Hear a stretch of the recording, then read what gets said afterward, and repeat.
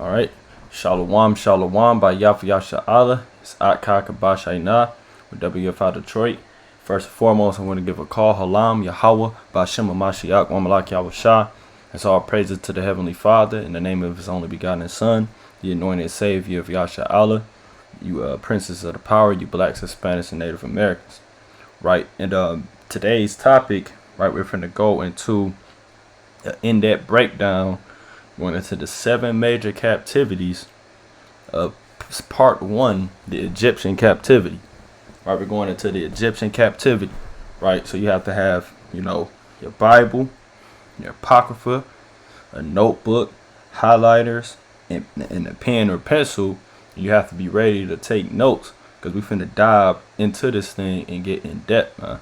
So if you don't got those things, if you think you're ready to just hear Esau get cussed out and bow down, do me a favor, exit out this video. Right, this is for the studious brothers in this truth, right, who want to get this knowledge, man. Right, so we finna dive in depth into the history. Right, so bear with me. Right, so we finna get into it, man. Right. Right. The Egyptian captivity, the 7 major captivities of Israel. Right, so we got to go into this first captivity of Israel. Right.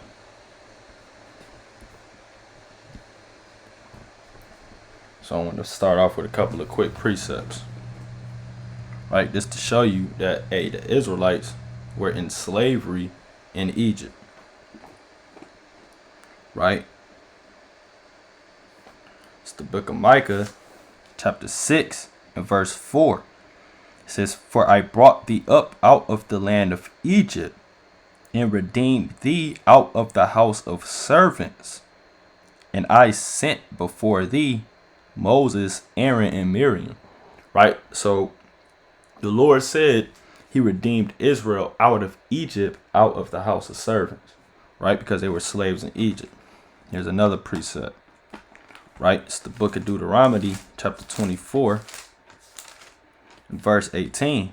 And it reads, "But thou shalt remember that thou was a bondman in the land of Egypt, and the Lord thy God redeemed thee thence. Therefore, I command thee to do this thing." Right, so the Lord said you got to remember in your mind that you were a bondman in the land of Egypt. Right, we were bondmen in the land of Egypt. You got to remember that, huh? Right? It's another precept. Deuteronomy 26, verse 6. Right? It says, "And the Egyptians evil entreated us and afflicted us and laid upon us hard bondage. And when we cried unto the Lord God of our fathers, the Lord heard our voice and looked on our affliction and our labor and our oppression." Right, so the Lord said, look, when we were in Egypt, we were afflicted. We had labor. We were oppressed, man. And as you can see on the screen here, it says Egypt means slavery. Right, Egypt literally means slavery. Right, let me go click on it here. Go to the blue letter. Right. Strong's H 4714. Mitzrayim. Mitzrayim. Right, it says Mizraim. Right, so like, bear with me. It says Mizraim, right? Matazarium, right? Egypt, Egyptian, Mizraim, or Egyptians, right? Then it says Egyptians, meaning double straits, right? Or the inhabitants or natives of Egypt. Right, so Egypt just means double straits, which means bondage. Because what's a strait? Right? What's a strait? Let's look it up. A strait, right? Difficulty, trouble, crisis. A narrow passage of water connecting two seas. Right? It's of a place of limited spatial capacity, narrow or cramped. Right, so you like this, man. Right, it's like double straits. Right, you're in bondage. That's what it represents. right? We're going to go back to this. Now, the first thing we have to do is establishing the timeline. You got to establish the timeline that these things took place, right? Understand the timeline so you can get to the history, man, right? So to do that, the first precept we go get is 1 Kings chapter 6 and 1.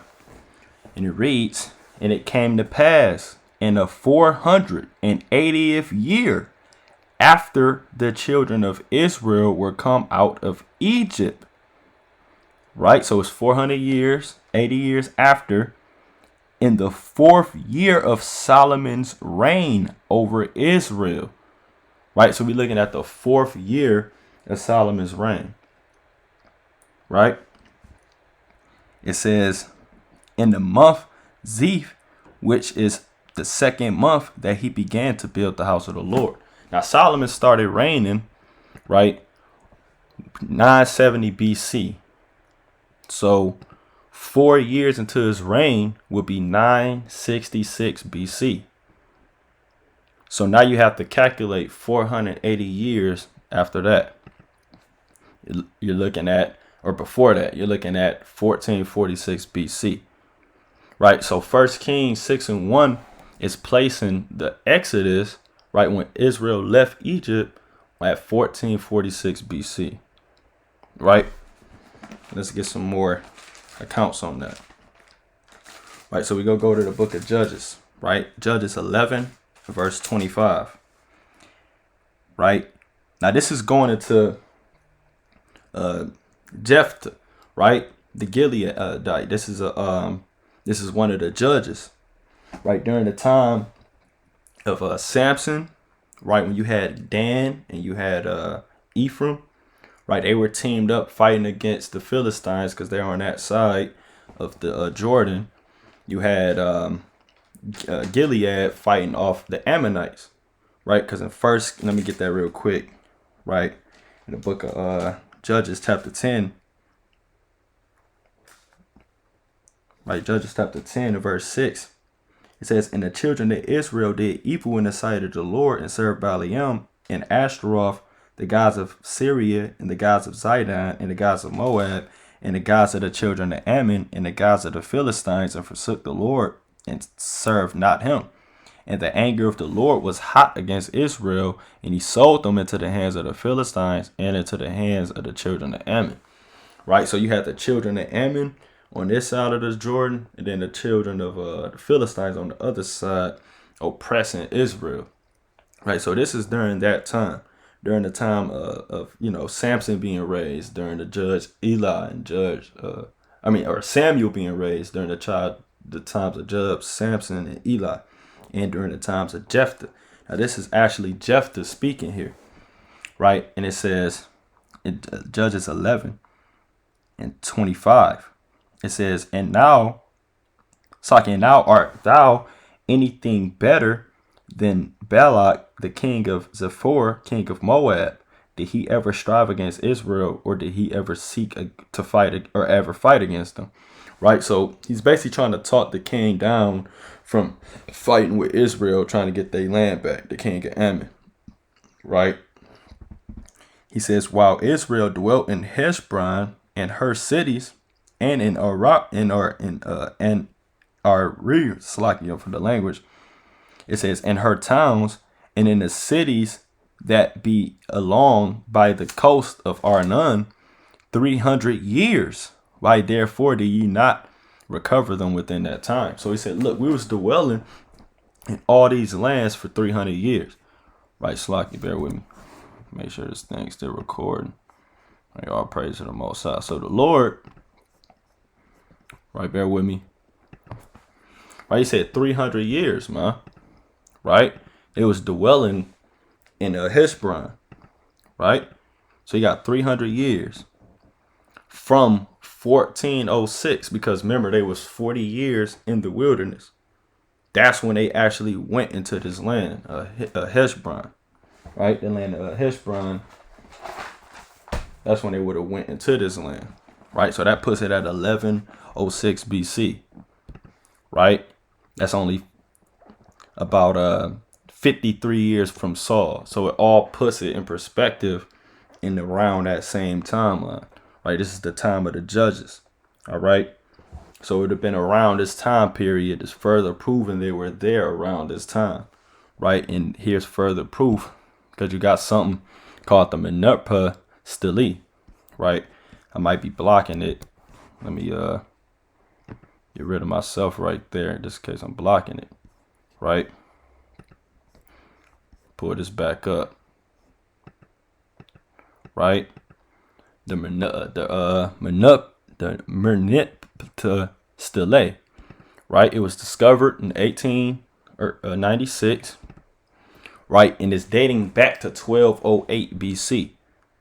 Right, it's a documentation of an Egyptian pharaoh conquering the land of Canaan. Right, and then it mentions Israel as a nation. So it's the first thing in history you can find where it mentions Israel as a nation, but it's dated back to 1208 BC, proving that Israel was a nation living in Canaan around this time. So it all links up, right? And our brother Paul actually spoke on this as well. I'm going to get it in Acts.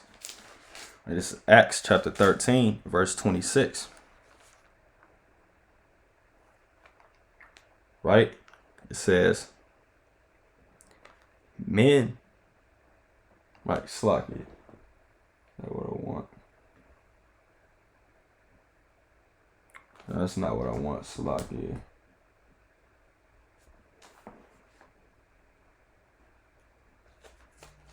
Bear with me. Wrote down the wrong precept.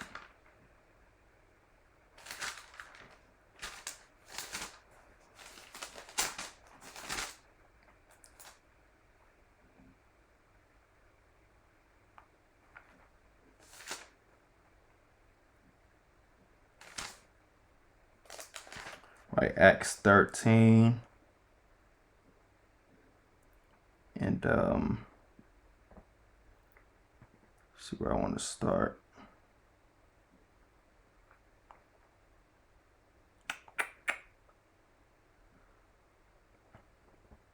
I write down the wrong precept. Verse 16. I'm just reading it wrong. Right, Acts 13 to 16 says, then Paul stood up and beckoned with his hand, said, men of Israel, and ye that fear God, give audience. The God of this people of Israel chose our fathers and exalted the people when they dwelt as strangers in the land of Egypt with an high arm, and brought them out of it. And about the time of 40 years suffered he their manners in the wilderness. And when he destroyed 7 nations in the land of Canaan, he divided their land by lot. And after that, he gave unto them judges about the space of 450 years until the prophet Saul. Now, that's worded kind of strange because the Greek, but it's basically saying from the time of them leaving out of Egypt, dwelling in the wilderness, having the land parted, that would have been about 450 years, and after that he gave them judges until Saul. That's literally, you can look up any transliteration what it's actually trying to say. Right, so Paul is saying the same thing, right? Because Samuel all the way through to Saul was about a 325 to 400 year period, but before that it was basically 400 years, or 430 years in Egypt, then the 40 years in the wilderness, and then it took us like at least 10 years to conquer the whole land, right? That's why he just summed it up to 450 years. All right. So we can conclude the Exodus date as 1446 BC. And now the next step we go into is Joseph in Egypt, right? Because that's the next step.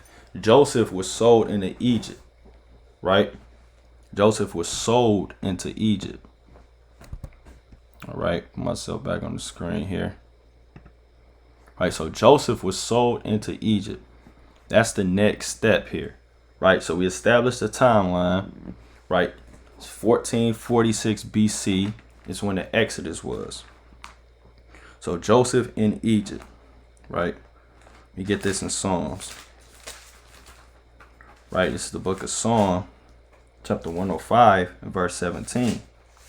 Psalms 105 and 17, it says, he sent a man before them, even Joseph, who was sold for a servant, whose feet they hurt with fetters, and he was laid in iron. Right, so Joseph got sold into Egypt by his brothers due to jealousy, man. Right, let's get that in Acts. Right, Acts 9 and verse 7. And the patriarchs, moved with envy, sold Joseph into Egypt. But God was with him and delivered him out of all his afflictions and gave him favor and wisdom in the sight of Pharaoh of Egypt. And he made him governor over Egypt and all his house. Right, so Joseph got sold into Egypt and eventually ended up raising up in the ranks and became a vizier. Right, I'm jumping the gun, but we go get into all that. Right, so Joseph was sold into Egypt. Right, and that was 1446 BC.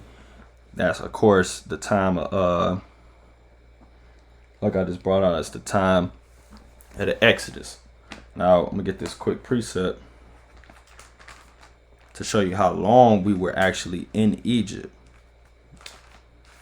Right, it's stated in the book of Exodus. Right, Exodus 12, right, in verse 40, it says, now the sojourning of the children of Israel who dwelt in Egypt was 430 years. Right, so they dwelt in Egypt 430 years. Right, so that'll put it back to 1876. That's when all Israel came into Egypt. Now Joseph was sold 22 years prior, right? Because he was sold when he was 17. And then you had him get appointed vizier when he was 30. Then you had 7-year plenteous, and then his brothers came in that second year, right? And we go break it down, get precepts and everything for it. But he was in Egypt for 22 years, so that puts him getting sold in 1898, right? So Joseph was sold into Egypt in 1898, right? This is during the rulership of Sennacherib II. Right, who reigned in 1897 BC. All right, so this is around that same time period. All right. Now we want to touch on something. Joseph was sold for 20 pieces of silver. Right. And I'm gonna show you something significant about that in just a second. All right, but let's get toward the precept. Right, in Genesis 37, verse 23, it says, and it came to pass when Joseph was come unto his brethren that they stripped Joseph out of his coat of many colors that was on him. Right, now let me jump back real quick just to show you he was 17, where that's at. Right, this is the book of Genesis chapter 37 and 2. These are the generations of Jacob, Joseph being 17 years old, right? So Joseph was 17 years old when this happened, right? This is just so you can keep up with the timeline. Because again, he was in Egypt 22 years for his brother and came in 1876. Right, but going back, Genesis 37, verse 37 and verse 24. And they took him and cast him into a pit, and the pit was empty. There was no water in it. And they sat down to eat bread, and they lifted up their eyes and looked, and behold, a company of Ishmaelites came from Gilead with their camels, bearing spicery and balm and myrrh, carrying to Egypt. And Judah said unto his brethren, what profit it if we slay our brother and conceal his blood? So Judah basically said, look, what do we go get profit for if we just slay him here?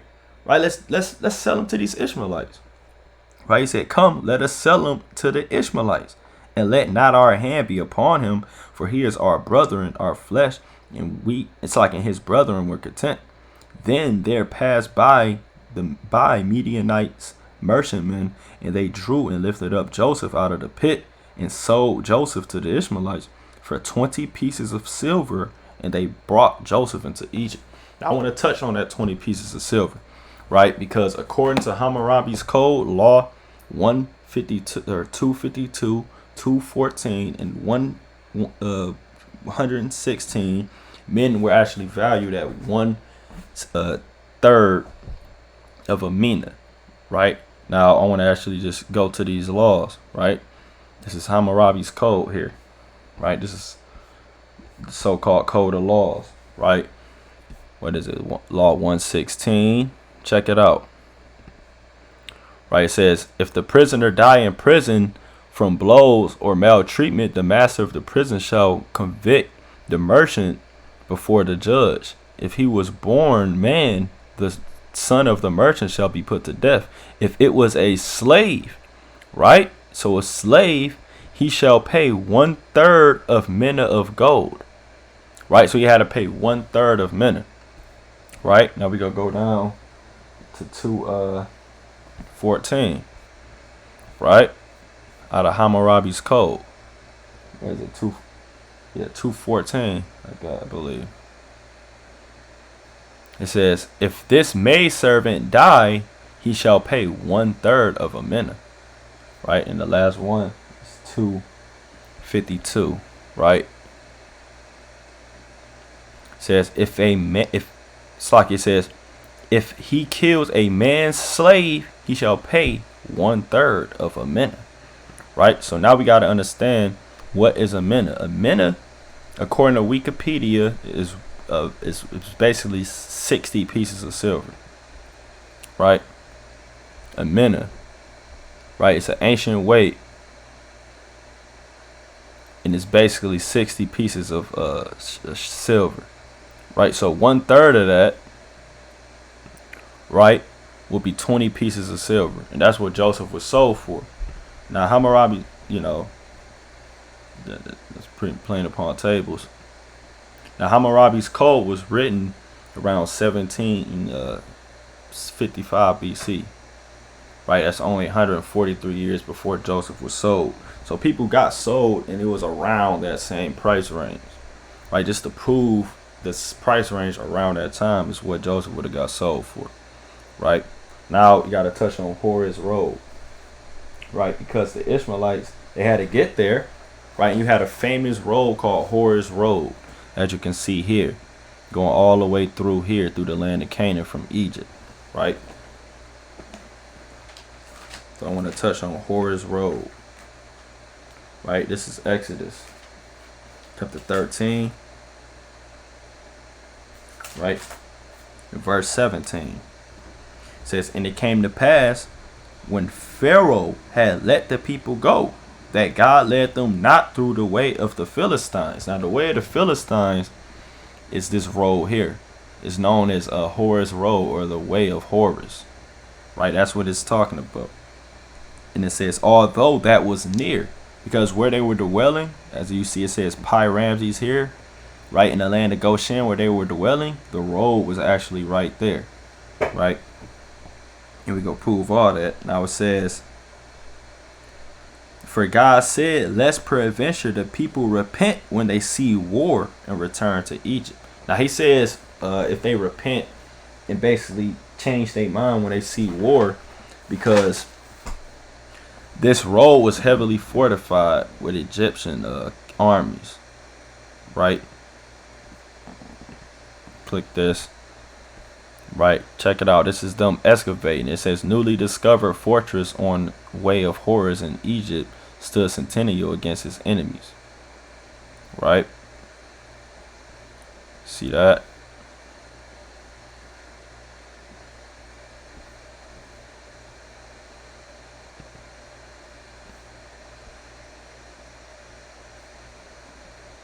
Check it out. It says, Egyptians fortified the road, also called the way of Horus, with 2 parallel walls. The 11 fortresses acted as centennial lookouts and early alert points before any hostile army could reach the fortified city at Taru in Egyptian proper. You see that? So it was basically a fortified road leading from Canaan all the way to Egypt. All right. Then you got Taru, right? Let's check out what's this about. Right? Charu is an ancient Egyptian fortress on the way of Horus, or Horus military road, the major road leading out of Canaan into Egypt, or Egypt into Canaan. Right? So this road literally led from here. So this is where the Ishmaelites would have took him. Right? And even in the time of Abraham, you always had Israel going to and fro into this land, because Canaan, that's a port to get to all the Mediterranean. So Egypt, to be a high power, they had to have a road there. All the major powers had to have a road to get through this stuff. Right? So they built a road. They call it Horus Road. Right? And evidence of relations between Egypt and Canaan dating back to 3000 BC. Right? Like I said, during the time of Abraham. All right, I'm gonna have to log in through the spirit. Right? I don't want people to see me putting my government name in there. I gotta log in. Right? But you see that? So we going through the history, man. Right? Gotta get into the history of this thing here. Through the spirit, man. Right? Get logged in here. Right, so you got Horus Road, which is a fortified road there in Egypt, man. So these nations, they would have used that, including the Ishmaelites, to go trade, even slaves in Egypt. Right? So let's get this pulled back up through the spirit. Right? Now, bear with me. What was that? It was on the first page. Right. It says,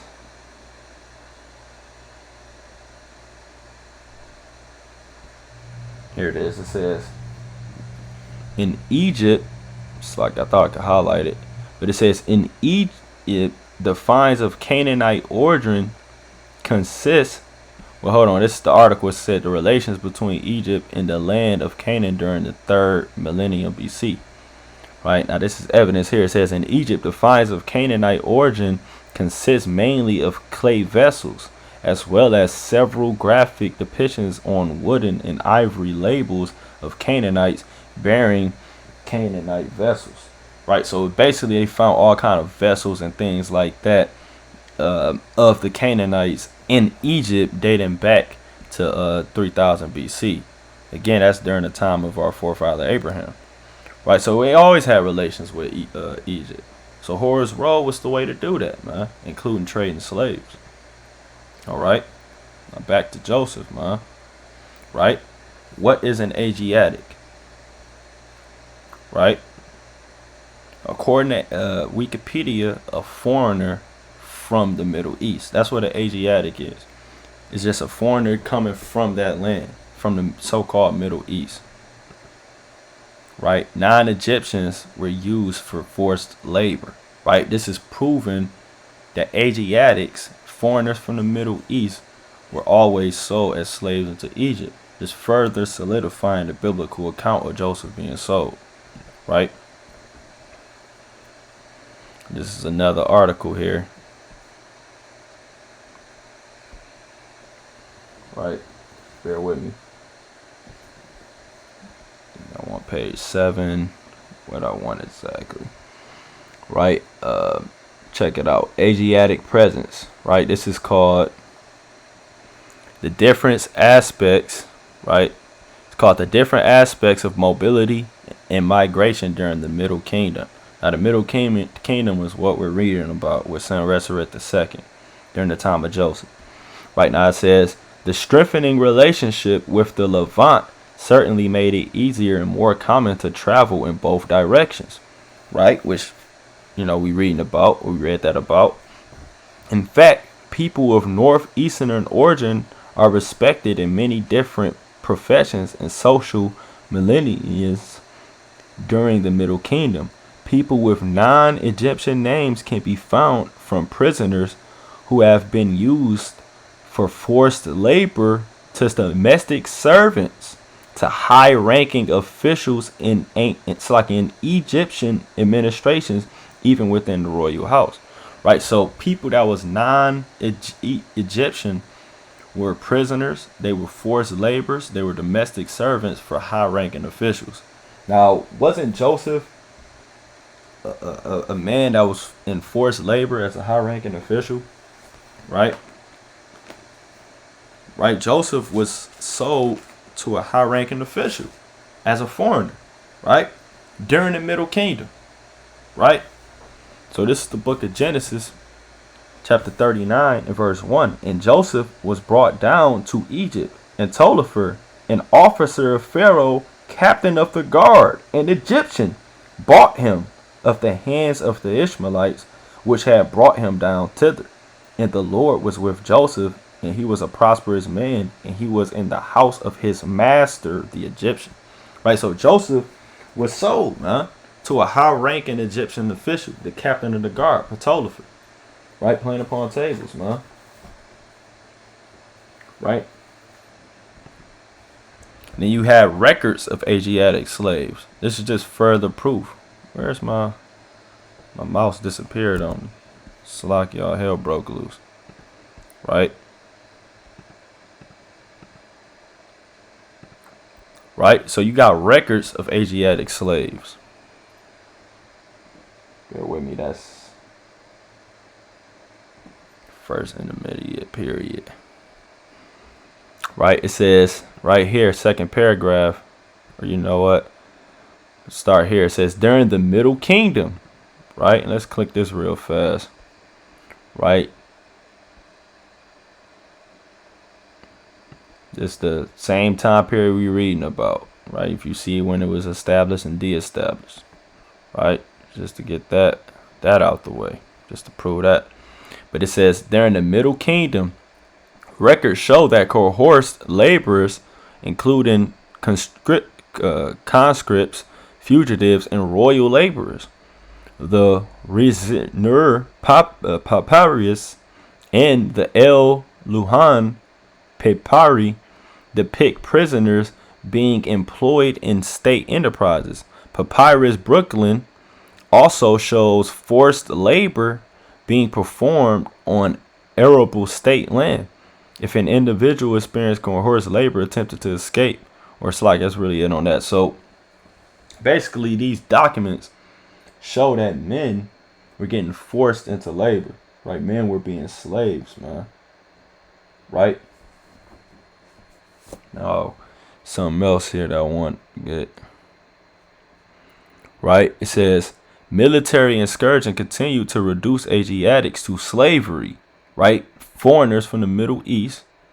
It says, and those who shared the same status of that of an Asiatic, including state-owned slaves, royal laborers.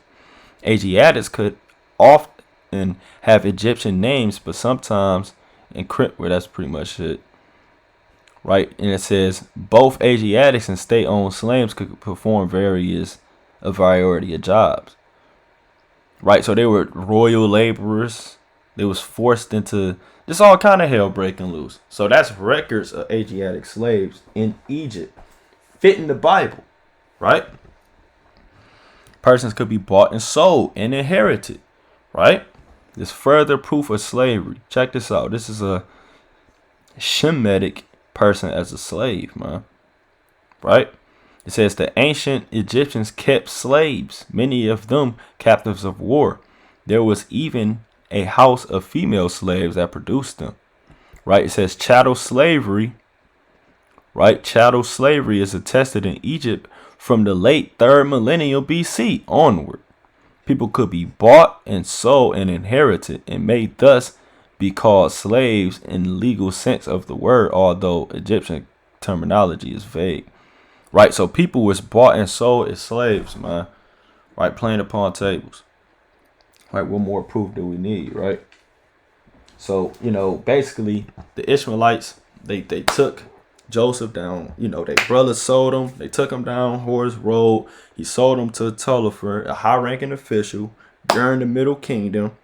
Right, which was a common practice, right, for Asiatics to be sold as slaves. That was a common practice in Egypt. So here it is. You got Joseph getting sold into Egypt, right? And that's 1898 BC. Now, fast forward when he was 30, Joseph was appointed vizier in Egypt. Joseph was appointed a vizier in Egypt, right? Right, and that's 1885 when he was 30 years old. This is 13 years after he was sold into Egypt. He was appointed a vizier in Egypt, right? So what is a vizier, right? Let's find out, man, right? This thing keep getting rid of my mouse, man. I don't know what that's about. All right, bear with me. So we go get the answer, man, right? Check it out. So this is a vizier from studygot.com. It says a vizier was a person who stood second to the Egyptian king or pharaoh. It was in charge of administration, security, judgment, and the safety of the pharaoh and the empire. Right? So Joseph was in charge, second in charge of helping Pharaoh, man, and helping the empire. Right? And that's in the Bible, man. Right? And you have viziers all throughout the Middle Kingdom, right? This is the book of Genesis, chapter 41. This is common practice in Egypt, right? Chapter 41 and verse 38. Because you got people that say the Bible ain't real. Israel never was in slavery in Egypt. Hey, so we going through the history, man, right? And they got to deal with it, man, right? It says, and Pharaoh said unto his servants, can we find such one as this? That's like as this is a man in whom the Spirit of God is. And Pharaoh said unto Joseph, for as much as God hath shewed thee all this, there is none so discreet and wise as thou art. Thou shalt be over my house, and according to unto thy word shall all my people be ruled. Only in the throne will I be greater than thou. So again, right? He was second. He stood second to the Egyptian king or Pharaoh. It's in the Bible, man. It said he stood second to Pharaoh, right? He said, only a greater I will be than you, right? So he's second. Verse 41, and Pharaoh said unto Joseph, see, I have set thee over all the land of Egypt, right? And he put that chain about his neck that we just saw, right? And again, you got an example of an Asiatic vizier. Right, that's nothing, not to say Joseph wasn't special, but it's nothing, uncommon about that. Right, this is a later time period, but you had Bey, the chancellor, right? He was an important Asiatic official in Egypt, playing upon tables, man. All right, now this is later on in Egypt's history, but nonetheless, it shows that that's a very possible thing, right? For foreigners, Asiatics, to be risen to viziers. Right, and we just read in that article that they had different positions, man. Right? Right? Mouse keep disappearing. I don't even know how to I'm trying to work this. All right, but anyway, right? So the Lord said, so it says, how was the vizier appointed? Right? How did they choose the vizier? I gotta figure that part out with the mouse. Gotta keep kind of going back. Right, so how was the vizier appointed? Right, same article. Right, right,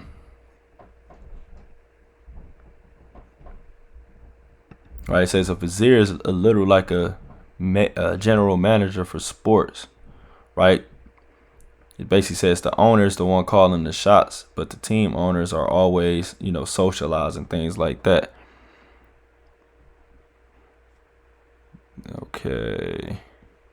He even says to Pharaoh he couldn't handle most day-to-day things.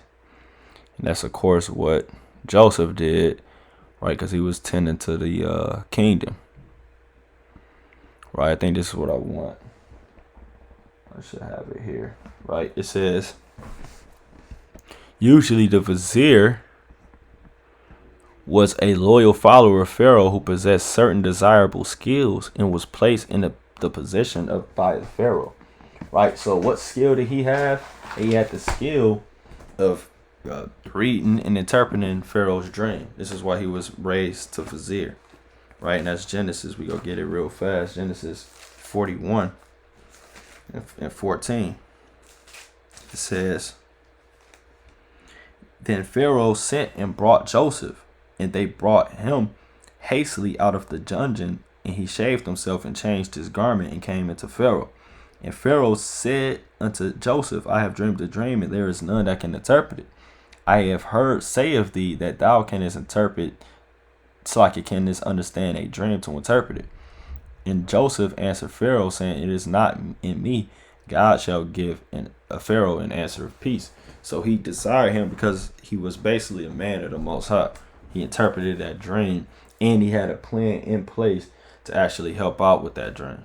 Right? Now, this is further proof. It's a massive grain storage is found in Egypt. Right? Get a couple of minutes of this video. The complex at Saqqara contains 11 massive pits, which even the Egyptians are at a loss to explain. They are not tombs, for all tombs were underground and carefully sealed, while these were accessible from the surface, and they are extremely large. But most fascinating is the fact that they are all connected by chutes. Ron believes these were the grain storage pits of the 7-year famine. When the pits were first excavated, bits of grain still remained in them. As grain was removed from one pit, grain from the other pits flowed through the chutes, making the grain always accessible from one location. These are within the wall of the step pyramid complex, which has only Right? So that's pretty plain upon tables, right? grain bins. Once there, they descended the stairway next to the storage bins, handed their sack to a worker who filled it with grain and returned it to them. Then they exited through a small door on the lower level, which led to the outside of the complex. Built Right, so basically it was a complex built where they had store and sell grain found in Egypt. Right now, that was a part of the plan that Joseph came up with. Check this out. Just to stack up all this grain. Right? Like I said, you can, check out this whole video. It's just called Joseph in Egypt, Massive Grain Pits from the 7 years famine. Right, if you want to figure out everything about it, but that's pretty much what I wanted, just to show you this thing existed. Now this is Genesis 41 to 46. And Joseph was 30 years old, right? Again, he was 30 years old, like I brought out, when he stood before Pharaoh and king of Egypt. And Joseph went out from the presence of Pharaoh and went throughout all the land of Egypt. And in the 7 plenteous years, and the earth brought forth by handfuls. And he gathered up all the food of the 7 years which were in the land of Egypt, and laid up food in the cities, and the food of the field which was round about every city lay he up in the same. Joseph gathered corn as the sand of the sea, very much, until he left numbering, for it was without number. So he gathered so much corn that it was as the sand of the sea, man. the complex. Right. So he was basically appointed the vizier due to the fact that he could interpret that dream. Being a vizier wasn't even uncommon in that time. All right. So next, you got Israel dwells in the land of Goshen. Right. So here it is. You got Joseph. Right. You got Joseph. He's in Egypt. He got sold at 17 in 1898.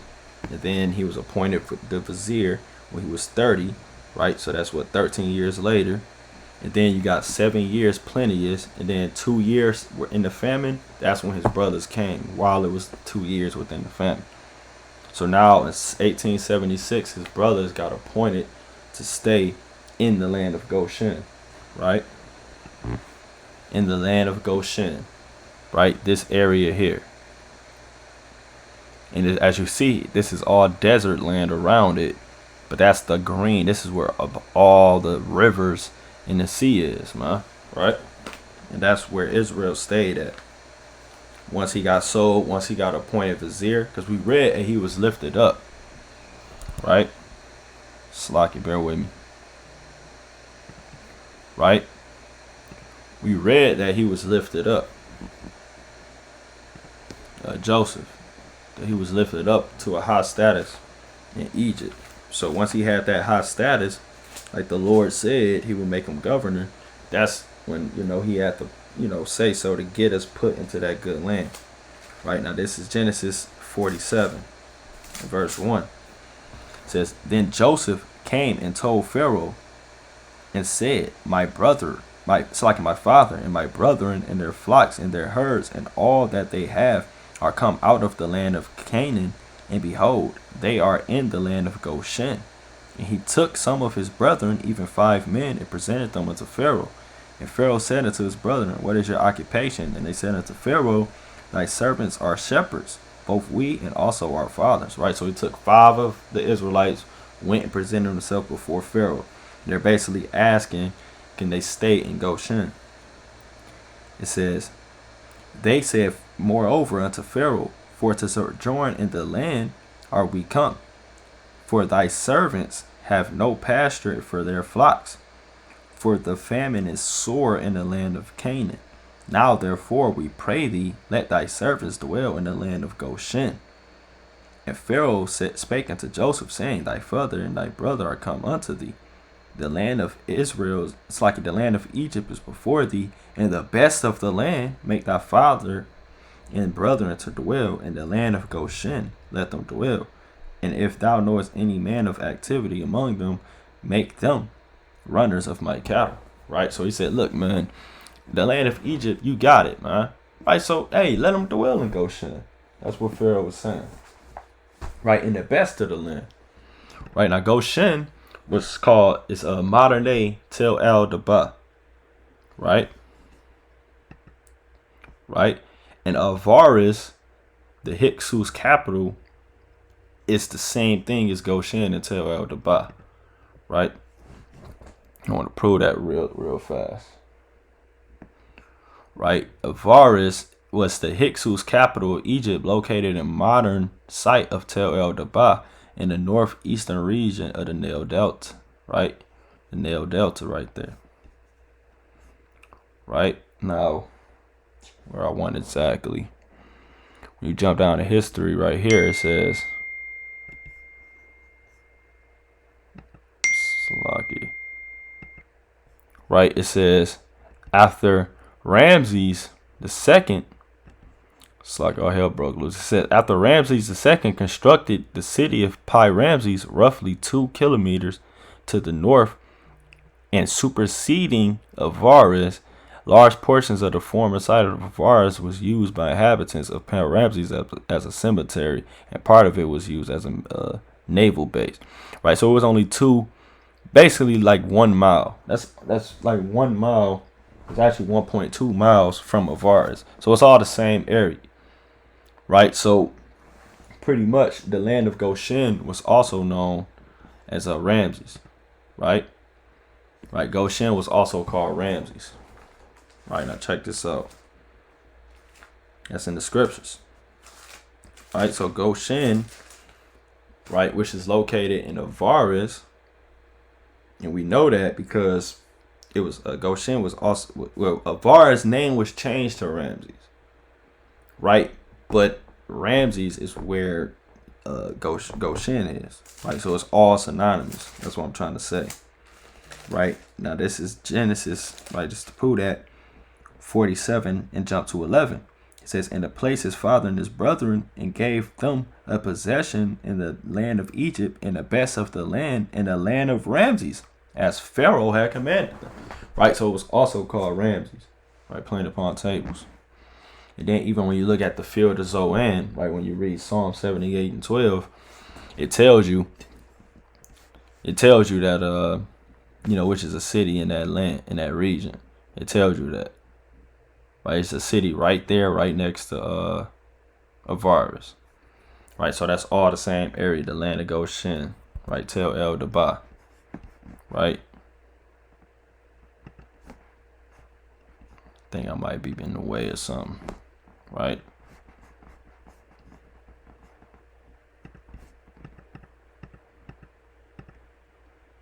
Alright. Right. So now we go look into the evidence of the Israelites found at Tel El Dabah. Right, this to prove, of course, get the proof. That's what this is about. That is Israelites in that land through the Spirit. Right, go to BibleArchaeology.com or .org. Right, go just read a couple of passages from this.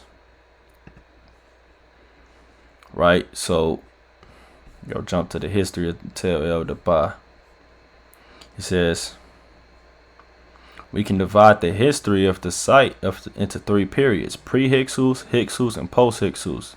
The Hyksos were a Shemitic people from Syria, Palestine, who took up residence in the eastern Nile Delta and eventually ruled northern Egypt for 108 years.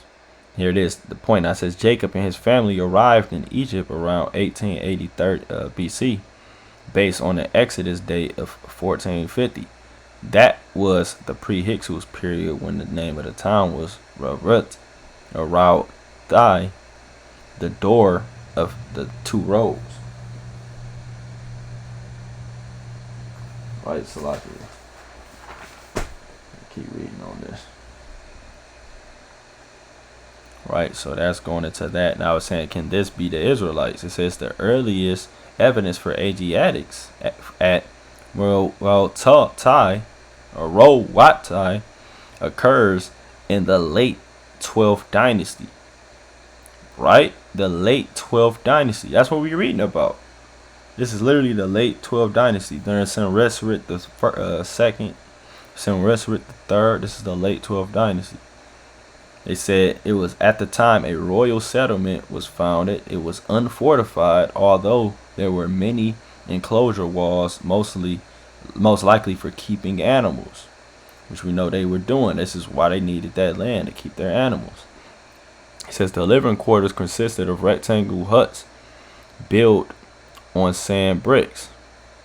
It is highly possible that this is the first material evidence of Israelites in Egypt. Now check this out. It says, not all of the residents of the first Asiatic settlement at Tel El Dabah lived in huts. One of them, evidently an important official, lived in a small villa. Now, who was an important official that was an Asiatic in Israel? Joseph, right? Living in Tel El Dabah, living in Goshen, living in Avaris, living in damn Ramses, man, living in that area, right? So they found pretty much a small villa for an important official, right? Now I'm gonna jump down, because in this villa you had this is part of the villa here. You basically had a cemetery. Now this is what's real interesting about this. It says at the southwest end of the burial site, some 83, believe that's millimeters or meters, Salakia, from the villa compound was a monumental tomb 1, or monumental tomb 1. They call it tomb 1, right? It was basically right by this place. Right now, I'm gonna keep reading here. It says it was composed of nearly. Oh, I'm gonna jump down. Check it out. It says excavators found fragments of a colossal statue depicting an Asiatic dignitary, right? Meaning a highly official, right? It was a statue made. It says the likeness was of a seated official 1.5 times life size. It was made of limestone and exhibited excellent workmanship, right? And we understand that Israelites had excellent workmanship, man, right? Because they literally created, the brazen altar, the bath, the 7 candlesticks, the Ark of the Covenant, right? And it says the skin was yellow, the traditional color of Asiatics in Egyptian art, right? It had a mushroom-shaped hairstyle and was painted red. This is all how they basically interpreted the Asiatics. And then the statue was smashed and defamed as well, right? Of course, because Israel got up out of there. Now, this is another. Want to find an interesting fact about this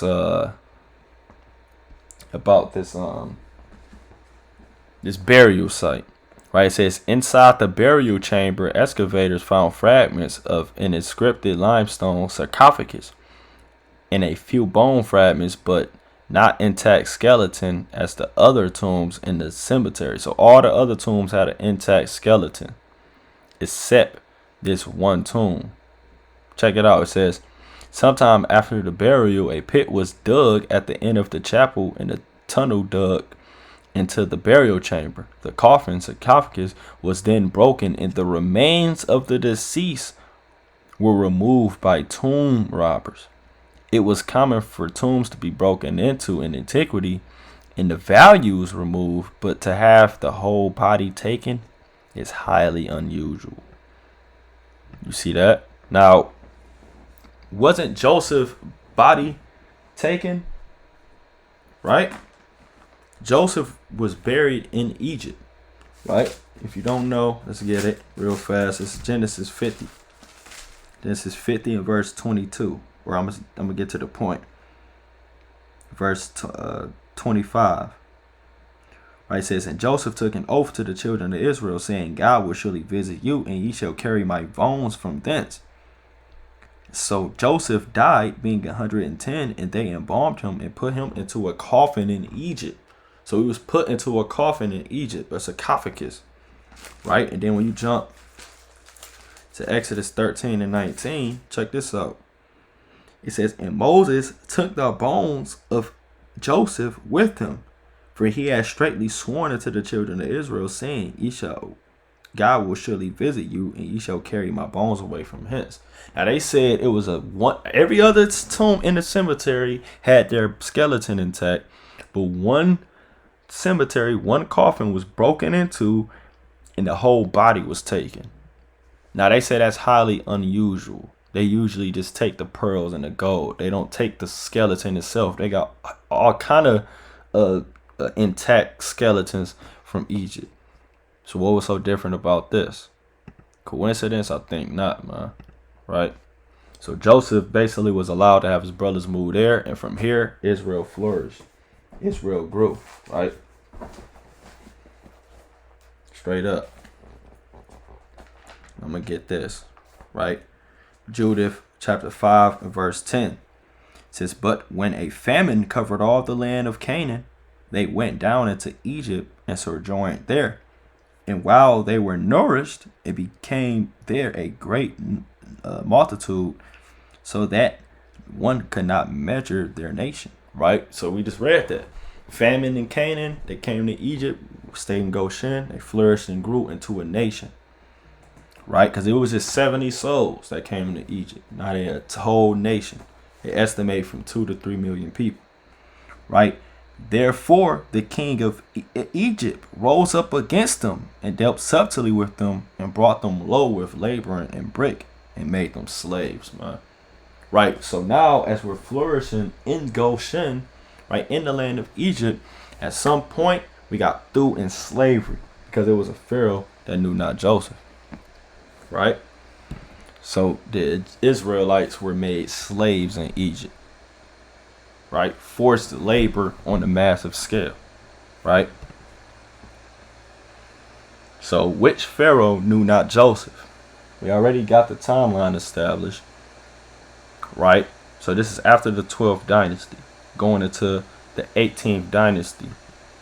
Utmosis the first, right? Utmosis the first was the Pharaoh that knew not Joseph. Let's read a little bit about him. Utmosis the first, right? He was a pharaoh and founder of the 18th dynasty of Egypt, classified as the first dynasty of the new kingdom of Egypt, the era in which ancient Egypt achieved the peak of its power. Right? So this is when ancient Egypt attained. Now, didn't the Lord say he rose up Egypt just to throw him down? Right? So what better what better period to destroy, to cast them down, to embarrass the hell out the Pharaoh and show him to be nothing but a man, but by taking them out during the height of their reign, during the 18th dynasty, right? Because Utmosis, during his reign, right, we go read it, it says he was a member of the Theban royal house, right? check it out. It says, during the reign of his father and grandfather, Thebes rebelled against the Hyksos, the rulers of Lower Egypt. I want to get this right here. It says, during his reign, Moses completed the conquest and expulsion of the Hyksos from the Nile Delta, restored Theban rule over the whole of Egypt, and successfully reasserted Egyptian power in its formerly subject territories of Nubia and Canaan. Right? So I was saying basically during his reign he had to expel the Hyksos and restore the power in Egypt. Now last time we left off, Egypt was good. I mean, it had a famine, but Egypt was good. We was dwelling there, and now all of a sudden you got a man rising up, taking out these different nations, putting Israel in slavery. Right? So 2 questions that actually help why he rose against Israel that we got to answer is, 1, why did he even have to restore Egyptian rule? And what was that about? Like, what happened to the Egyptian rule? And number 2, who are the Hyksos? Right? We keep reading about the Hyksos. We got to understand who are these people. And answering these 2 questions, it'll help us understand fully of why did he rise up against Israel in the first place. Of course, the Lord compelled him to do it, but just from a scholar level, we want to break it down. All right. So who are the Hyksos? Let's get that question answered. Right. The definition of Hyksos according to Wikipedia. Right. Right. First of all, Hyksos mean rulers of foreign lands. Right.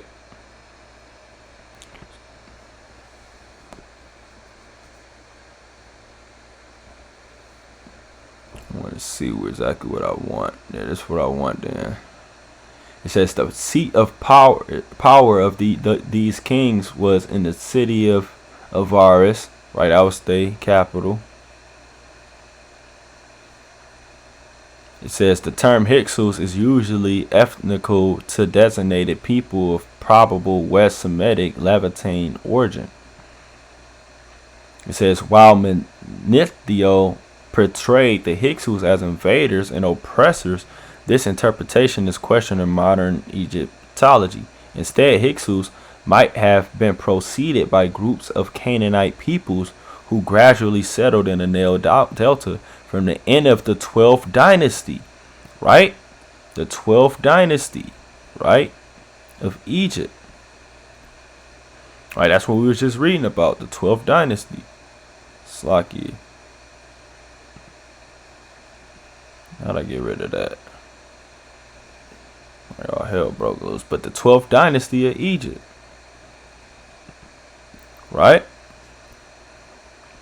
Onward, and who may have seceded from the crumbling and unstable Egyptian control at some point during the 13th dynasty. Right? So it's basically Canaanite people, right? Groups of Canaanite people that rose into power. That's the in a nutshell definition, right? So from this Asiatic and Levantine products in Nubia, right, evidence from the Middle Kingdom to early Second Intermediate period, right? This is an article. Here we go read. Right, and it says,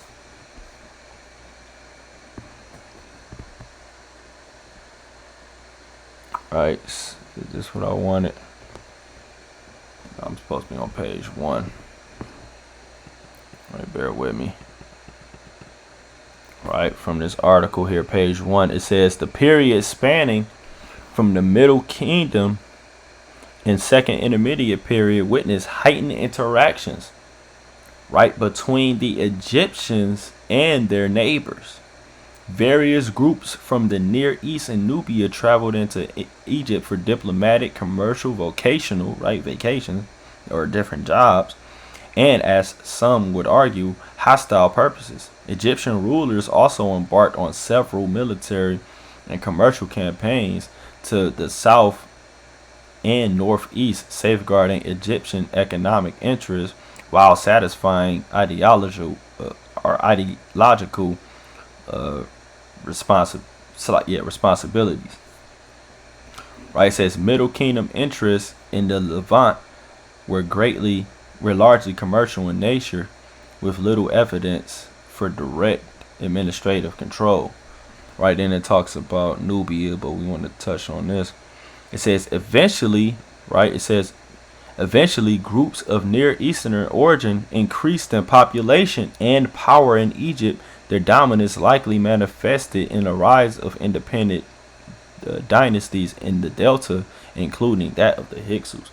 Right, so people from the Near East migrated into Egypt, and at some point they grew and took over. Right, it was different, various people. You had Israel dwelling there, you had Canaanites dwelling there. Right, because the key word is it had a heightened sense of people coming in, because again Abraham sojourned in Israel. In Egypt. Right, that's Genesis 12:10. Right, I'm gonna read it real fast. Genesis 12:10. And there was a famine in the land, and Abram went down into Egypt to sojourn there, for the famine was grievous. Right, that word sojourn is a H1480. Right, in the Hebrew, it basically means to dwell for a time. So Abraham came from Canaan and dwelt in Egypt for a time. So it's not like so far-fetched that it would be people migrating over centuries into Egypt and eventually growing into power. Right, we migrated into Egypt and grew. Right, now we're not the Hyksos. Right, because we got enslaved. We weren't conquerors of Egypt. Right, we just dwelt in Egypt. But you had people from the ancient Near East dwelling there, because it was all types of different people. Right, get some more evidence of them being from the Middle East.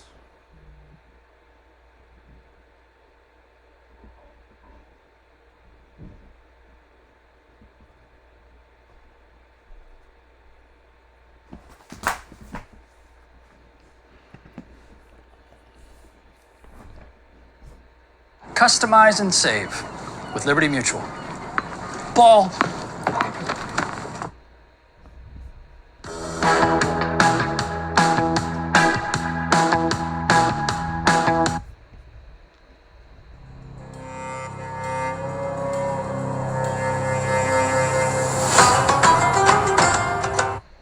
With which they are associated. With the discovery of the ancient Hyksos capital at the archaeological site of Tel el-Dabah, and 5 decades of excavation, including several cemetery sites, an opportunity arises. He said 5 decades. Right, 5 decades of excavations. To investigate the circumstances in which the Hyksos rose to rule. The last decades of research have produced evidence clearly pointing toward a Near Eastern origin of the ruling class known as the Hyksos, notably borne out by shared non-Egyptian features of ceramic types, burial customs, adornment, weapons, as well as... Right, you got burial sites, the clothes they wore, the weapons they had, all proving it was from the Middle East, or the ancient Near East. And cultic architecture. Though not the foreign elite arriving directly from foreign lands, as Manetho recounted, but people of non-Egyptian ethnicity who were born and raised in the Delta. To date, no tomb known to... Right, you see that? So it's not people like Manetho said that would have came in and then, just took people out. No, but it was basically people that was raised in the Delta, from basically foreigners raised there. That's who would have conquered. Right, so that's further proof that they're just Middle East, or I keep saying middle, people from the ancient Near East. Right, now I want to get this from the different aspects of mobility and migration during the Middle Kingdom. Right, page 8, another article. Right, just to show about all going into the Middle Kingdom, a heightened sense of people coming in. Right, it says the picture that emerges in that the population of Egypt during the Middle Kingdom was probably quite diverse, and in addition to the natives, numerous people of different generations from the Levant, Nubia, Libya, and the desert, and migrational zones lived in the delta in the Nile Valley, right? So many different people lived in the Nile Valley, right? Because this place was basically a hub for foreigners, right? We go skip this and get to that real quick. Archaeological evidence also does not support Manetho's narrative of the Hyksos as leading an invading force, sweeping in from the northeast to rule as Egypt's They're first. saying the archaeological evidence basically don't fit what Methaninos was saying as far as them invading. It was already there. Foreign dynasty. Instead, it is suggested that those who became Hyksos rulers were descended from Asiatics who had been living in Egypt for generations. The site of Tel el-Dabah. The examination of individuals buried in the cemeteries of Tel el-Dabah offers the opportunity to directly assess the origins of these residents and assess questions relating to timing and mechanisms of the Hyksos's rise to rule. The site, located in the northeastern Nile Delta, has revealed a stratigraphy extending over a 500-year period. This settlement was founded in the 12th dynasty and was known from the 13th dynasty onwards as Hutwaret. Right, so this is the hub where people would meet at, all the foreigners. Let's go say that. During the Middle Kingdom, this city was an administrative center and a harbor city that grew in power to finally become the capital of the regional Hyksos kingdom. Then known as Avaris, various peoples and groups from both near and far negotiated their concepts of life, religion, technology, politics, and power in this harbor hub. See that? So that's just, breaking it down, man. This is just further proof that Egypt was open to having foreigners migrate and live there, right? It was a whole diverse population of people there, right? You had, hubs built specifically for people to come from all over, right? And even when you get into the scriptures, you see that they have foreigners in their land all the time, right? And I'm going to prove that further with Genesis 42 and verse 5. It says, "And the sons of Israel came to buy corn among those that came, for the famine was in the land of Canaan." Right? So Israel, the sons of Israel came to buy of all those other that came from all these different lands. Right? Slocky, bear with me. Right, bear with me. Right? From all these other lands. Right? Then it says, "And Joseph was the governor over the land, and it was that sold to all the people of the land. And Joseph's brethren came and bowed themselves before him with their faces to the earth. And Joseph said, and he knew them, but he made himself strange unto them and spake roughly unto them. And he said unto them, Whence come ye? And they said, From the land of Canaan to buy food." So basically, they didn't recognize Joseph. He was shaven. He was mighty. He was a mighty man. Had makeup on, all that. He was a full-out Egyptian. So his brothers ain't recognize him, but he knew who they was. He kind of was making himself a stranger to him, being high and mighty towards him. But nonetheless, it was a long line of people, like we was, looking up in that information. You had the massive grain storages, people coming from all different lands. And he was speaking to his brethren. But check this out. When you jump to verse 23, it says, "And they knew not that Joseph understood them, for he spake unto them by an interpreter." So he needed an interpreter because all these different people from these different lands and these different languages was coming into Egypt, man. Right? Because Egypt was that spot, man. Right? America's spiritual Egypt. Don't all people come to America? Right? And they just accept people and let them do their own thing. Right? That's how they did in Egypt during the Middle Kingdom. Right? So this is, a further breakdown why Manasseh, or Slakia, why Moses, was dealing harshly with Israel, right? So why did he have to restore Egyptian rule, right? Plainly, because during that second intermediate period, that's what it's called, those foreigners came into the land.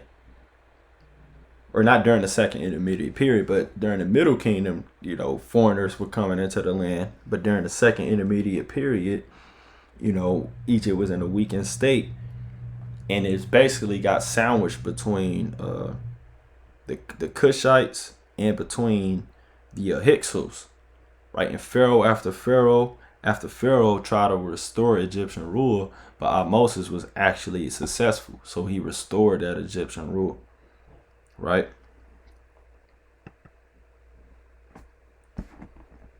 Let me get this.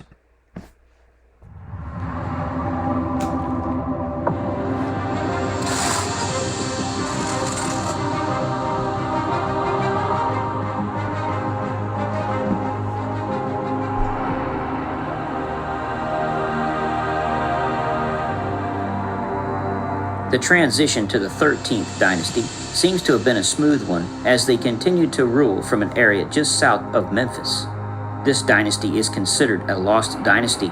We have the names of 10 kings who are listed for the dynasty that lasted about 70 years, but little else, other than a few small pyramids at Dashur and 4 small pyramids at Saqqara. This 13th dynasty held control over both Upper and Lower Egypt until about the end of the dynasty, when the eastern delta and Lower Egypt broke away. They did so under the... Right, and this is going into the Hyksos, right? That's what it's finna going into, right? So the 13th dynasty, they still was holding on. Then, they started kind of breaking apart. Petty kings and established the obscure 14th dynasty, made up of a local Canaanite population. They would rule the eastern delta for about 57 years. Now the delta gets its name from the Greeks when they came into Egypt from the north, traveling across the Mediterranean, and saw this marshy land that was shaped like a triangle. The triangle is the Greek letter delta, so they called it the delta. There is very little tangible record from this delta dynasty because the area is so moist. There is water everywhere, and it is very difficult to excavate. Picture trying to dig in the swamp. It is almost impossible. Whole temples have entirely sunk underwater. As a result, the 14th dynasty is also considered a lost dynasty.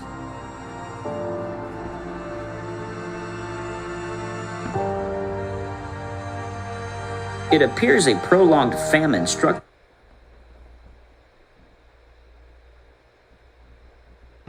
Delta region, which may have been the cause for the weakened state of both kingdoms. It is at this time that the Hyksos began to assume control in the Delta region. It's like I gotta go back. State of both kingdoms. That's very important. It appears a prolonged famine struck the Delta region, which may have been the cause for the weakened state of both kingdoms. Right, so he had to restore Egyptian rule. It's basically getting into it because the Hyksos was able to take over because Egypt was weakened by a prolonged famine. Right? Egypt was weakened by a prolonged famine. All right? And I'm going to get this. We're going to get into it. And we know it was a 7-year famine. Right? So this is the book of Genesis, chapter 47, and verse 13. Right? This is showing how it was weakened here. It says, "And there was no bread in all the land, for the land was very sore, so that the land of Egypt and all the land of Canaan fainted by reason of the famine." Right, so all the land of Canaan, all the land of Egypt fainted because of this famine.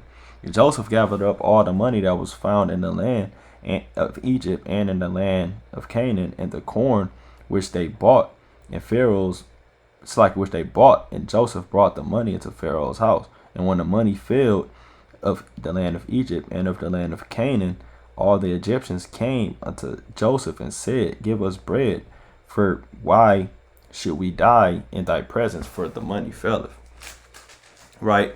And fast forward, they basically ended up giving all the cattle and all the land unto Pharaoh. Right? So I'm going to jump down to verse 20. It says, "And Joseph bought all the land of Egypt for Pharaoh, for the Egyptians sold every man his field, because the famine prevailed over them, so the land became Pharaoh's. And as for the people, he removed them to cities from one end of the borders of Egypt even to the other end thereof. So he was removing people from their lands out of the land. And 9 times out of 10, right, just through the spirit, he most likely was just removing them out of Goshen, moving them to the other end, man, getting them the hell up out of there, right, so his people could grow and flourish, right, and not just his people, but it was other people living there as well, and they would have grew into this Hyksos. Now, he probably had Hebrews in there, but I wouldn't say that Hyksos is strictly the Hebrew Israelites, right, it's just foreigners from the Levant, foreigners from just anywhere in the nation Near East. You had Hittites, Philistines, Canaanites, all kind of different nations as the Hyksos, those just ancient Near Easterners. It is at this time that the Hyksos began to assume control in the Delta regions. These Semitic immigrants had been steadily entering Egypt for some time, as noted in the last episode. Their history is vague due to their illiteracy, and most information about them is negative as it comes from native Egyptians who hated foreign rule. The Hyksos established the 15th dynasty and appeared to take Avaris from the 14th dynasty as their capital. Because of the Delta conditions, little remains of the temples and fortifications. Alright, let's play upon tables. Slocky. Right, so the two questions that'll help you understand why he rose against Israel. You got, why did he have to restore Egypt? Because again, they were in a weakened state. Who are the Hyksos? Right, they were in a weakened state because the collapse of the famine. And then the Hyksos are just foreigners who migrated to the northeastern delta that rose into power. So this helps you understand why he will have to rise against Israel. Because he just expelled foreigners out the land who rose up. So now he's looking and his foreigners still in the land. He doesn't know them. This is centuries after them trying to regain their power yet. So he didn't know Joseph. He didn't know nothing about that. All he knew was these heathen in his land. Right? That's what he'd call us, strangers. Because he's really a heathen and a devil. But he'll look and say, these heathen, these strangers, man, who are these people in our land? Is they more than us? They mightier than us? They might join on to our enemies. And this is how he was thinking. Right? So I'm going to get it, man. Right? So with that understanding, you can really get into this thing, man. Get into the history and get in depth with it, right? And understand what's going on, right? So he basically would have feared for another foreign people to take over Egypt, right? This is Exodus 1 and 6. And Joseph died, and all his brethren, and all that generation. And the children of Israel were fruitful and increased abundantly, and multiplied and waxed exceeding mighty, and the land was filled with them. Now there arose a new king over Egypt, which knew not Joseph. And he said unto his people, Behold, the children of Israel are more and mightier than we. Come on, let us deal wisely with them, lest they multiply, and it come to pass, that when there falleth out any war, they join also unto our enemies and fight against us, and so get them up out of the land. Right? So he was moving in a different spirit than the Middle Kingdom. The Middle Kingdom, that didn't work, man. So all hell broke loose. Their kingdom fell apart 100 years. They had them strangers ruling their land, foreigners ruling their land. So we like, you know what? We're not doing that again, because they could rise up and fight with them, man. Right? What if they revolt and try to come and invade us again? Right? This is the mind state of utmost, man. This is exactly why he was doing that. He feared another foreign uprising. That's why it was worded exactly like that. That's there fall out any war. During the Middle Kingdom, during all those periods, Egypt wasn't even really dealing with a war like that. Right? And we gonna get that in this next video. Right?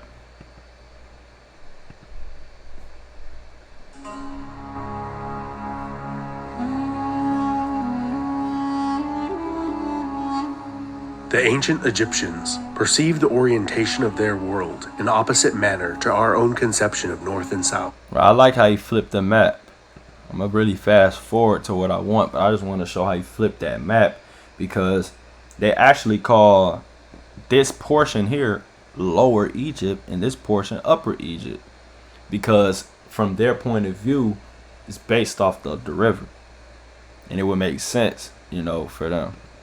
This view is based around the fact that the River Nile flows through Upper Egypt, down to the River Delta in Lower Egypt, and into the Mediterranean Sea, or the Great Green as they called it, before one pharaoh ruled over this region as a united land. Right, so we go skip to the Middle Kingdom. Incense, ivory, and especially gold mines, and had raided there for generations. During the Middle Kingdom, Egypt sought to permanently incorporate it into the Egyptian realm. Now, Kerma, those are actually Cushites, Ethiopians, Nubians, right? And after waging many large-scale campaigns and building a series of massive forts along the Nile, all of Lower Nubia was brought under Egyptian control, and enlisted many Nubians into the ranks of their army, and eventually brought Kerma under their influence for a time. After securing Nubia, especially its gold mines, Egypt turned to Canaan. The pharaoh Senwosret III campaigned there, forcing the rulers of the local city-states to become Egyptian vassals. Following this, there was a considerable peaceful immigration from Canaan into the delta region of the... And we read it was a man. You see that?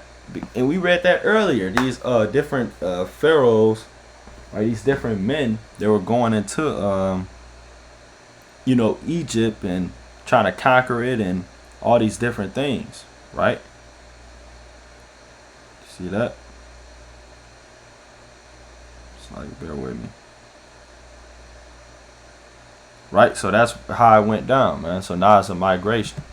During the late Middle Kingdom period, a series of irregular Nile floods eroded the public perception of the pharaoh's spiritual power. In the 17th century BC, the Hyksos established the independent fortified city-state of Avaris in the Nile Delta, and conquered all of Lower Egypt by around 1640 BC. They were likely a people of mixed Levantine origin. Some likely candidates include Canaanite, Amorite, and Hurrian peoples. Other theories popular in the past have included the biblical Hebrews, Mitanni, and Hittites. Also the view of And Salakia. Gotta go back real fast. I'm gonna have to fast forward. This information here, this is Senwosret III, right? Or no, that's actually the second during that period. It's like I'm going off. It's during both of their kingdoms, Senwosret I and Senwosret III. It's like y'all just wasted time doing that. Tripping. Bear with me, man. Stop the video for no reason with that. Tripping, I'm going off. Alright. Let me go back, man. Salakia is real.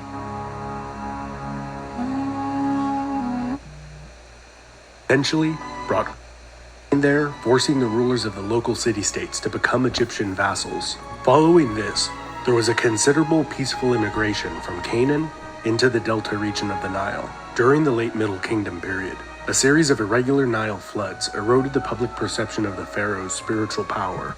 Now that Nile floods, the thing with the Nile is, because I seen it when I was looking up information, you can look into it yourself. When it rains so much, it can be plenteous, but it'll flood it out eventually, and that's, you know, even scientifically can show you what happened with the flood. So that's something he just mentioned.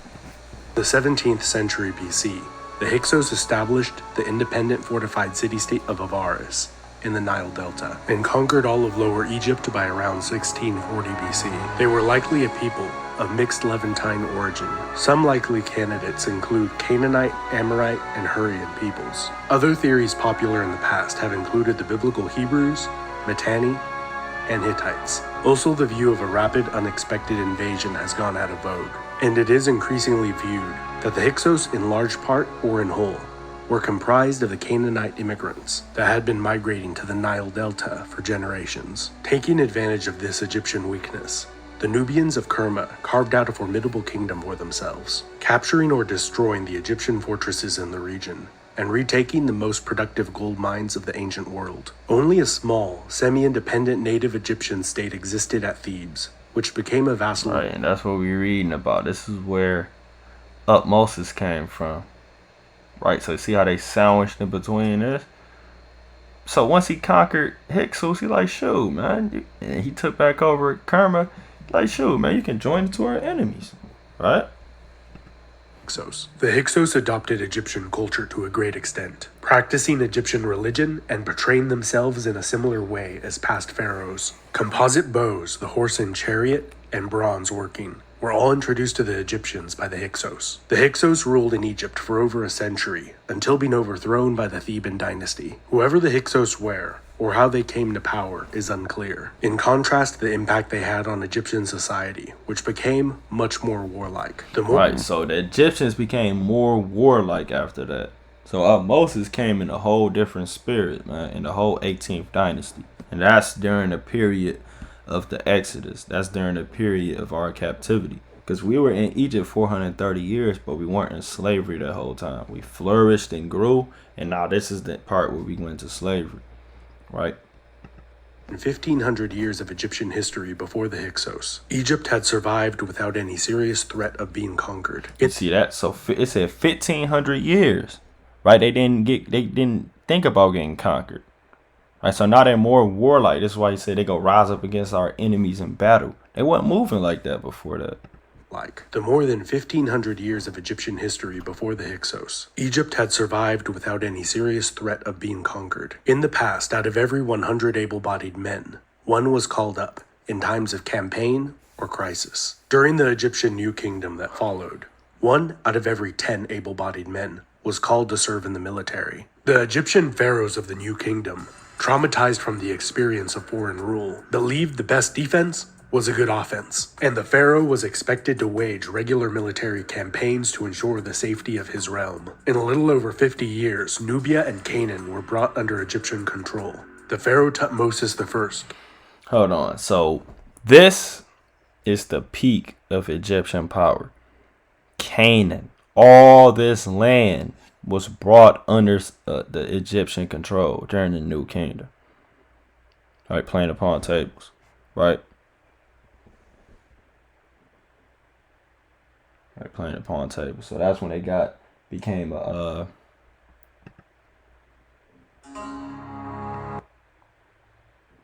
right. I got this precept here to touch into next. Diving more into this Moses the first. Right, so this Exodus 1:11. It says, therefore they did set over them taskmasters to afflict them with their burdens, and they built for Pharaoh treasure cities, Pithom and Ramses. Now Ramses wasn't to 1200 BC. Now I got to do another breakdown on it, but basically you had scribes that scribed out the Bible. So the scribes who would have scribed it by this time, they would have basically scribed out and copied it based on their interpretation of that time period. So they're not going to call it Avaris or Goshen when in his time period, when he's scribing it, it's called Ramses. That's like me. If I'm writing about right now, I'm going to say, oh, I'm in Detroit. But 500 years ago, a Native American would say that's the tribe of whatever over there. You see that? So, and you know, that's going into the scribe work. So I was supposed to keep reading and put it back. Right, but that's why it's called Ramses. Right, but we read Ramses, that's over there in Goshen, Tel El Dabai, Pithom, right, that's right there. All that's in the same area. Then it says, but the more they afflicted them, the more they multiplied and grew, and they were grieved because of the children of Israel. And the Egyptians made the children of Israel to serve with rigor, and they made their lives bitter with hard bondage, in mortar and in brick, and in all service of in all manner of service in the field. All their service wherein they made them to serve was with rigor. Right? So they made them build up bricks and things like that. Right? So once Moses came in power, you can read about him rebuilding Egypt. Right? Salakia. Wasn't supposed to pop up yet, but we just go click back on Moses. Right, Salakia, bear with me. Right, so let's go down to it. Check it out. Right. says, with the reunification of Upper and Lower Egypt under Moses, a renewal of royal support for the arts and monument construction occurred. Right? It says, Moses reportedly devoted a tenth of all productive outward towards the service of traditional gods, reviving massive monumental constructions as well as art. Right, and basically this is just saying it was towards the end of his reign, so his son Amenhotep would have had get up in there. Now check this out. It says Moses reopened the Toro limestone quarries to provide stone for monuments and use Asiatic cattle for Phoenician to haul the stone, according to his quarry inscription. Right, so he used a lot of stone to build up these monuments. Brick, man, and mortar, man. Right? Limestone is like mortar, man. Right? Straight up, man. And there's another one I got in here. Check it out. It says, Moses, this is what I want. Yeah, Moses resumed large construction projects like those before the second intermediate period. In the south of the country, he began to construct temples mostly built of brick. One of them in the Nubian town of Bihun. In Upper Egypt, he made additions to the existing temple of Amun at Karnak and to the temple of Mota at Arment. Right? So pretty much he basically would have been using the Hebrews to do this, man. Playing upon tapes. He would have been using the Hebrews to construct all these different things. Right? They lived in the Nile Delta during the second intermediate period. The Hyksos rose into power, right, in the Nile Delta.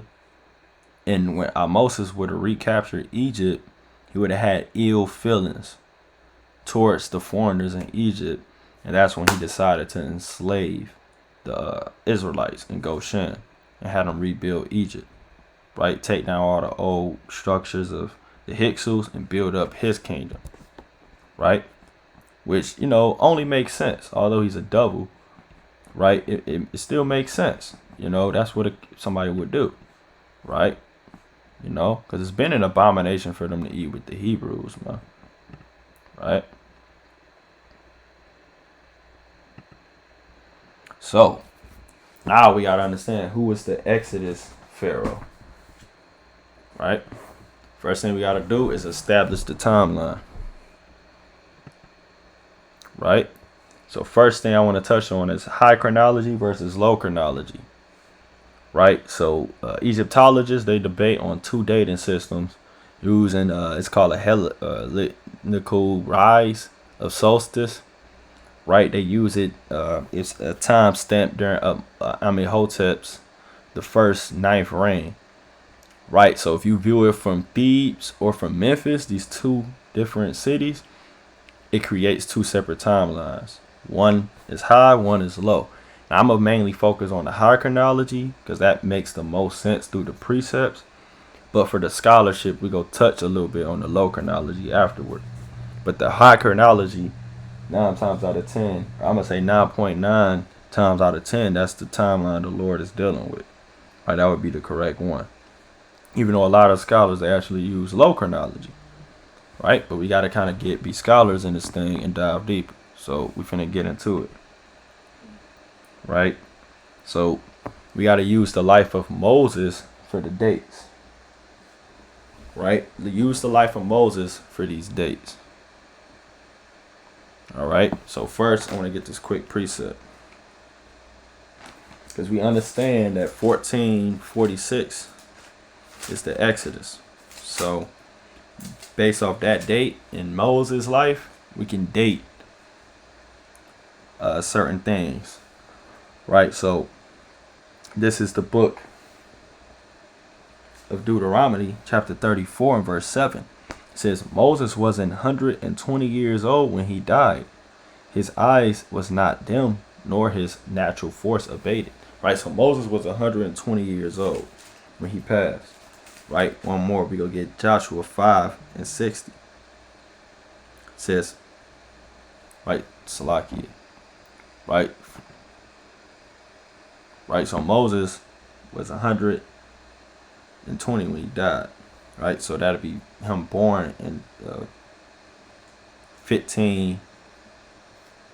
26. It says, for the children of Israel walked 40 years in the wilderness till the people that were men of war which came out of Egypt were consumed because they obeyed not the voice of the Lord. Right, so 40 years would place his death at 1406. Right, that's where I wanted first. So his death will be placed at 1406. Right, has actually I don't know what date I got there. It's supposed to be 1406 minus that time will be that date. Right, 1406 minus 120 is 1526. Right, but that's okay. All right.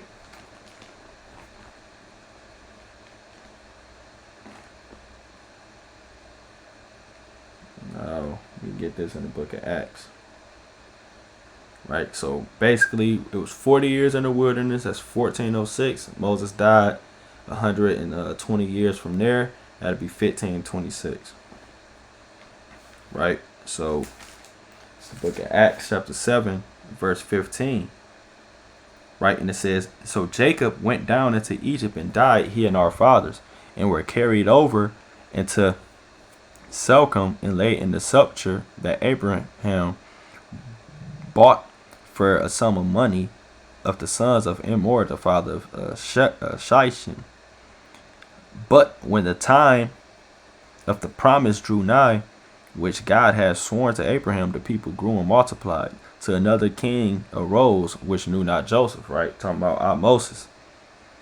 It says, the same dealt subtly with our kindred and evil entreated our fathers, so that they cast out their young children to the end that they might not live.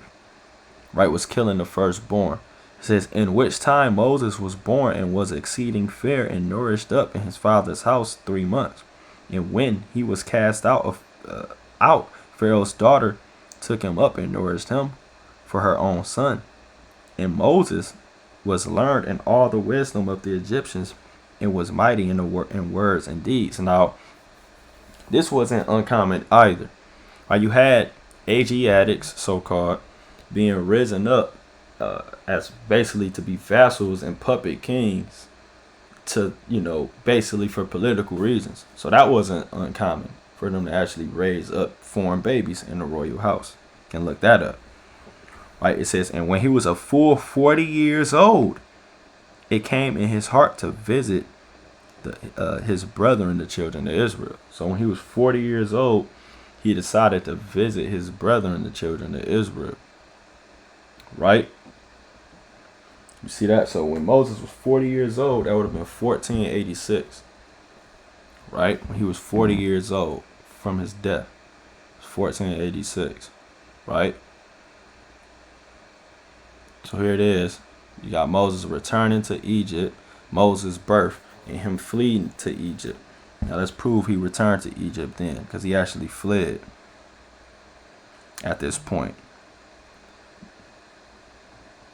Right? It says, and seeing one of them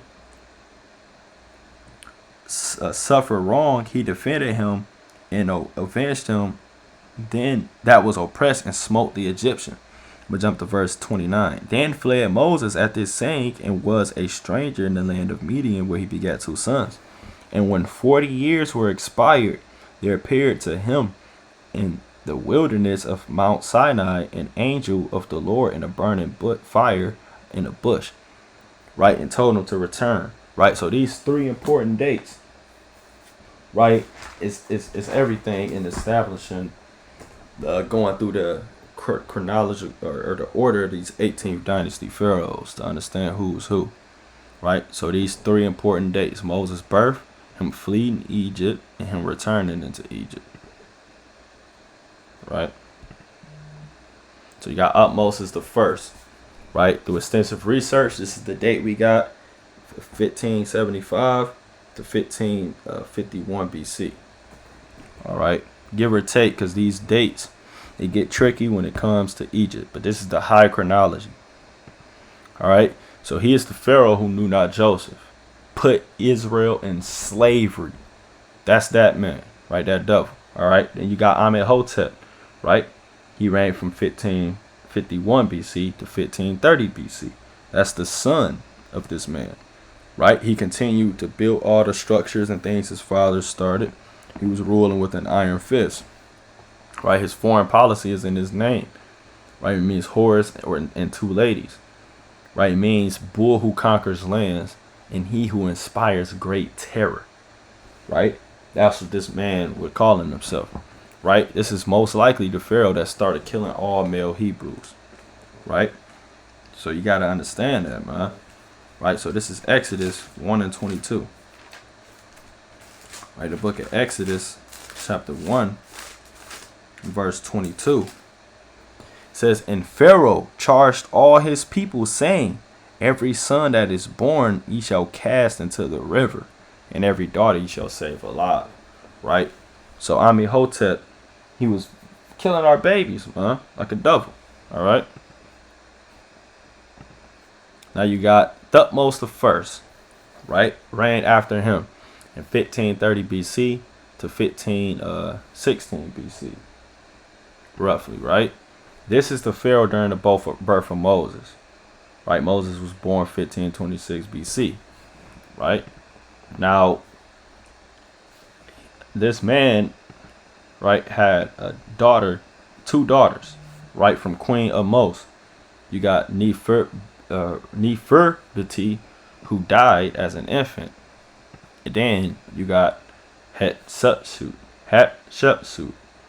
right? Hatshepsut.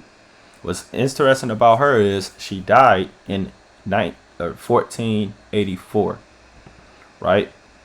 And there's a document called the Armenat Stele. The Armenat Stele that basically tells you how she died when she was 50 years old. Right, so she'd be born in 1534. What's significant about that?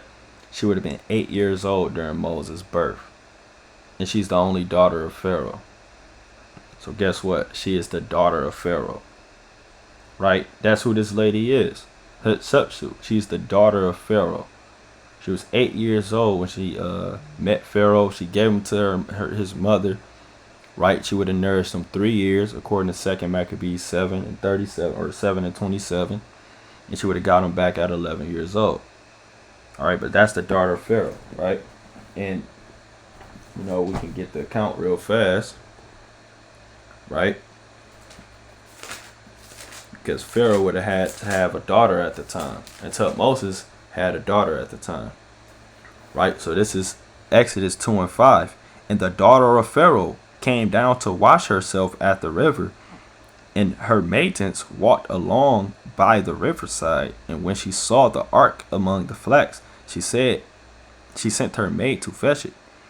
And when she had opened it, she saw the child, and behold, the babe wept. And she had compassion on him, and said, This is one of the Hebrews' children. Then said his sister to Pharaoh's daughter, Shall I go and call to thee a nurse of the Hebrew women, that she may nurse the child for thee? And Pharaoh's daughter said to her, Go. And the maid went and called the child's mother. And Pharaoh's daughter said unto her, Take this child away and nurse it for me, and I will give thee thy wages. And the woman took the child and nursed it, and the child grew, and she brought him unto Pharaoh's daughter, and he became her son. And she called his name Moses, and said, Because I drew him out of water. Right, so Pharaoh's daughter, right, that would have been Hatshepsut, right, playing upon tables, man. All right. Now he had a minor wife that had Thutmose II, Right, later on in his life, he had Thutmose II. And Hatshepsut and Thutmose II, they got married. They got married together, right? So Thutmose and Hatshepsut, right, they had a co-regency reign. Right, Thutmose II, he was very sickly. Right, he so he kind of died in this thing, and he had a son named Thutmose III. Right, he had a son named Thutmose III, who was a co-regency reigner with his aunt, but he was too young at the time his father died. So for most of that part, Hatshepsut was reigning. Right now, Thutmose III, right, what's significant about him is he's actually the pharaoh that was reigning during the time Moses fled Egypt. Right, because look at the dates. He fled in 1486, right, BC. Right, by that time he had fully actually conquered, right, because at 1506 on down, he was too young up until a certain point, but he was co-regent with his aunt there, Hatshepsut, right. She made him a captain over her army. Right, now I want to get the importance of this to understand, the timeline and realizing this. Right, so this is Exodus 2 and 15. Now, when Pharaoh heard this thing, he sought to slay Moses. Right, so Pharaoh wanted to kill Moses at the time.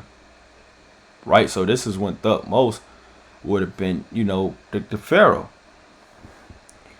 But Moses fled from the face of Pharaoh and dwelt in the land of Midian, and he sat down by a well.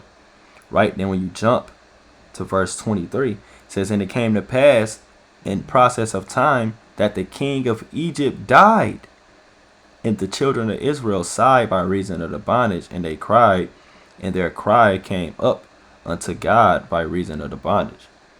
Right, so he died right before Moses would have came back.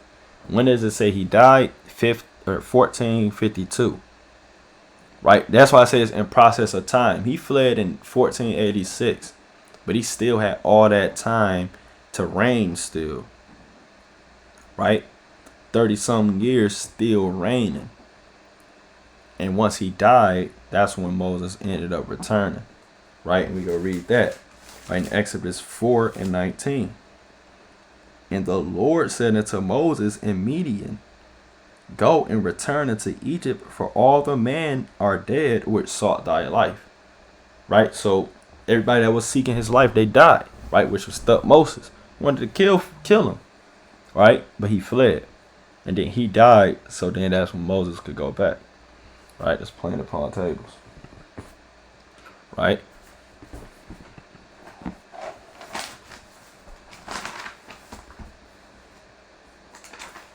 So now you got, drum roll, Amenhotep II. Right, this would be a pharaoh of the Exodus. Amenhotep II. Right, reigned from 1455 BC to 1418 BC. Because contrary to popular belief, Pharaoh did not die in the in the sea. Right, his army died. His army got washed away. So he would have still survived after 1446. Right, but we want to understand, why is he the best candidate for the Exodus pharaoh? Number one, and most important, his firstborn son Amenhotep died. This is why Thutmose IV succeeded him, and not his firstborn son. Nobody knows why, but his son died. Right, now we all know the plague. Right, this is Psalm 78 and 51. And smote all the firstborn of Egypt, the chief of their strength in the tabernacles of Ham. So the Lord killed all the firstborn of Egypt. And what's the coincidence of this man's firstborn dying? Right? Is this a coincidence? I think not, man. All right. And Egypt was weakened during his reign. Again, we just seen, right, during Thutmose III reign, we just seen it on that map. in that video, all that blue, how he conquered all that land by his reign. All that land got conquered. Right? All of Canaan up into Mitanni over there by the Euphrates. All of Nubia. Right? Parts of northern, that's the biggest they've been. Right? The 18th dynasty. Right? Now, Amenhotep, he only had a few military campaigns compared to his father's back-to-back campaigns. Right? Now, Slakia kind of disappeared on me. Right? Well, bear with me. That wasn't supposed to happen, so I'm gonna just pull it up, right, just to show that about Thutmose III real fast. All right, you got Amenhotep, Thutmose I, Thutmose II, right, Thutmose III. Wanted to show that real fast. I was supposed to pull up, but that's all right. It says, widely considered a military genius by historians, Thutmose III conducted at least 16 campaigns in 20 years. Right? And his son, not so much, man. Right? He wasn't really doing his thing for real. All right? Right? So during his ninth reign, right, which would, guess what, be 1446, right, Egypt signed a peace treaty with the Mitanni in 1446, same year the Exodus. They signed a peace treaties. And his father conquered Mitanni in his eighth campaign, right? See that? Right? So here's some proof. All hell breaking loose.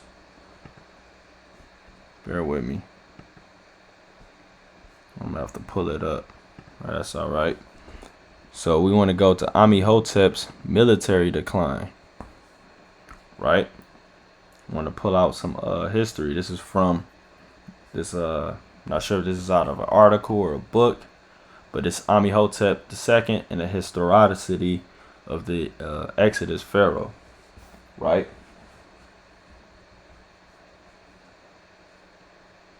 Lucky, bear with me.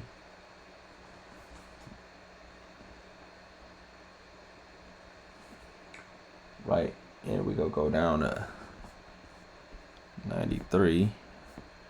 Guessing that's what we want first. Bear with me. And real quick, I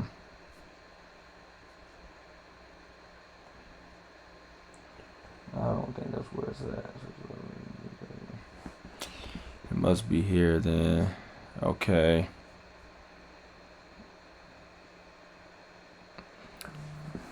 Right, it says on page 93, right, it says the great reduction in campaigning and expansions. It says the renowned conqueror Thutmose III led 17 military campaigns into the Levant, but his sons, in stark contrast, led only 2 or 3. Right? Though many scholars have attempted to determine the exact number, a virtual dearth of discussion deals with this sharp decline. Right? It says Aharoni attributes it to the underlying diminishment of Egyptian power. Already in the days of Ahmose II, the son of Thutmose, cracks began to appear in the structure of the Egyptian empire. Vanner Slayeen hints at the dissipation of Egypt's might by the end of Amenhotep's reign. It seems possible to consider this reign unsuccessful, a time of decline, a few exploits abroad, a few preserved memorials, and almost complete absence of sources after the 9th year of his reign. Right? It just got absent after the 9th year of his reign. Right? During the Exodus, man. Right? Let me get this, man. To show you why his army was so weak, man. Right? This is Exodus. Right? Chapter 15. Right, chapter 15 verse 4. Pharaoh's chariots and his host have he cast into the sea. His chosen captains are also drowned in the Red Sea, man. Right, so the Lord drowned Pharaoh's army. He drowned his captains. He got rid of them, man. Got them up out of there, man.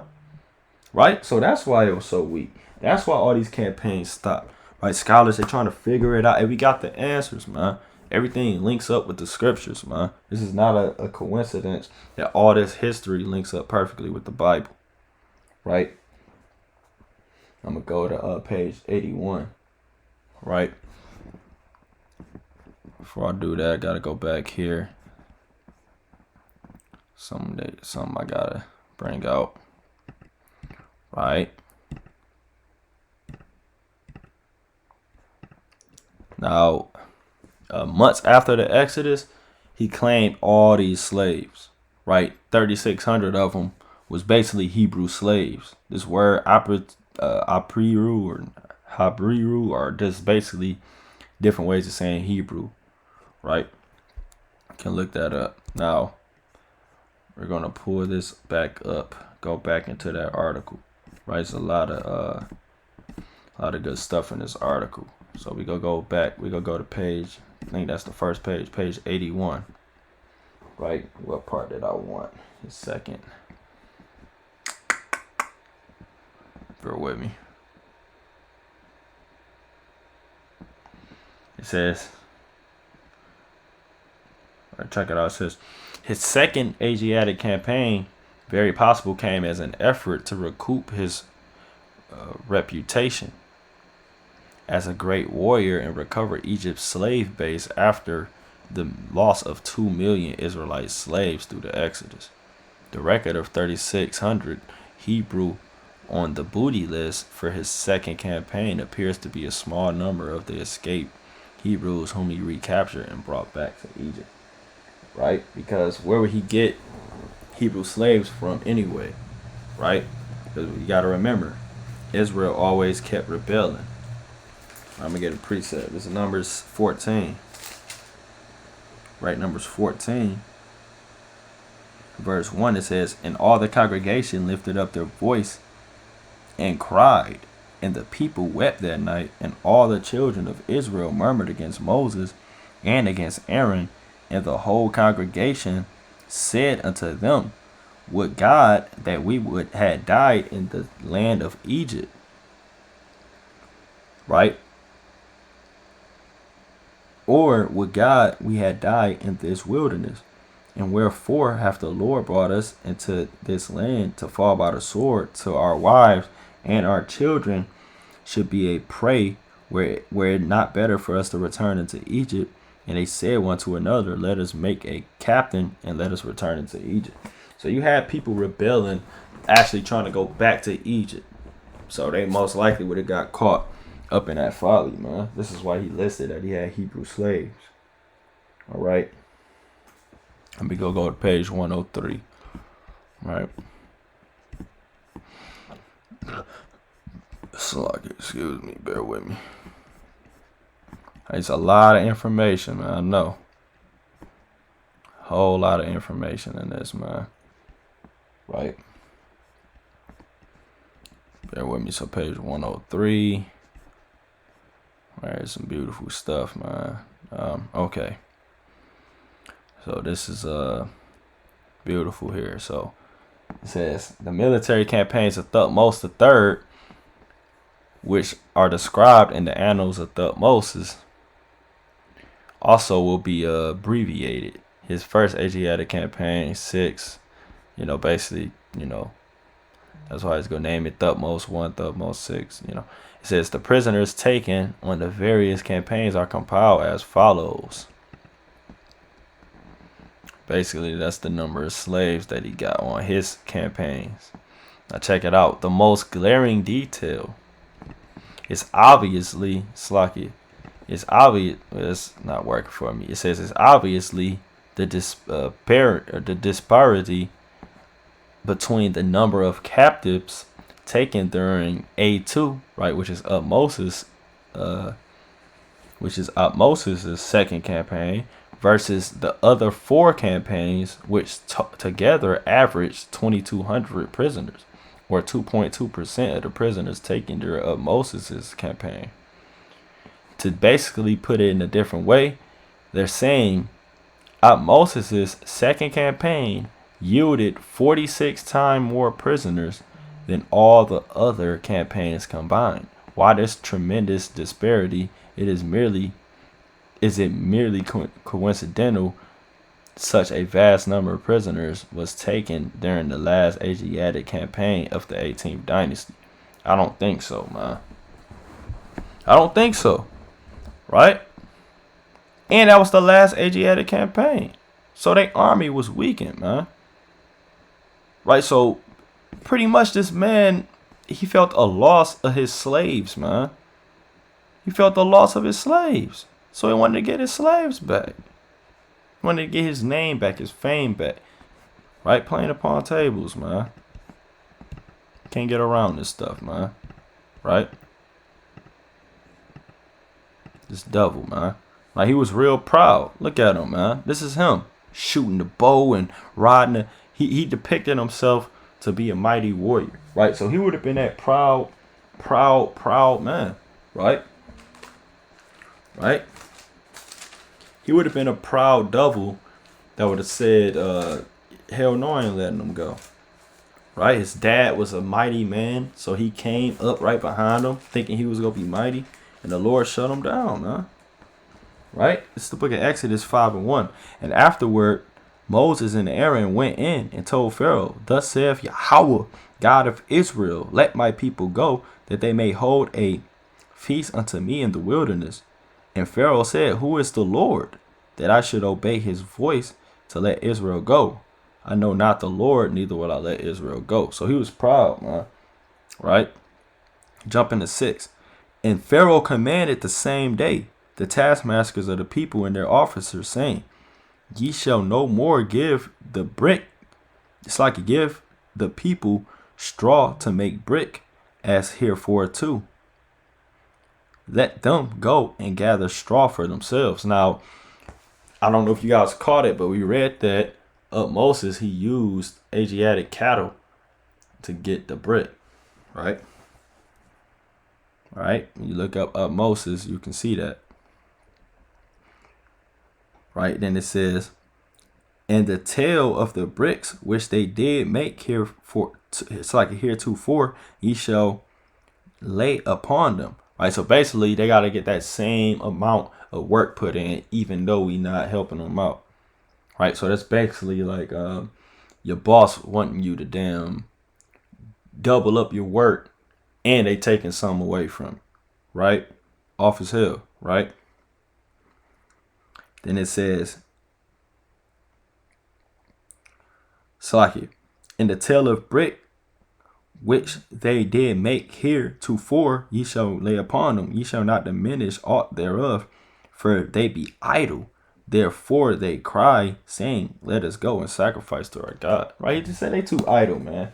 Put more burdens on them. Make them work harder.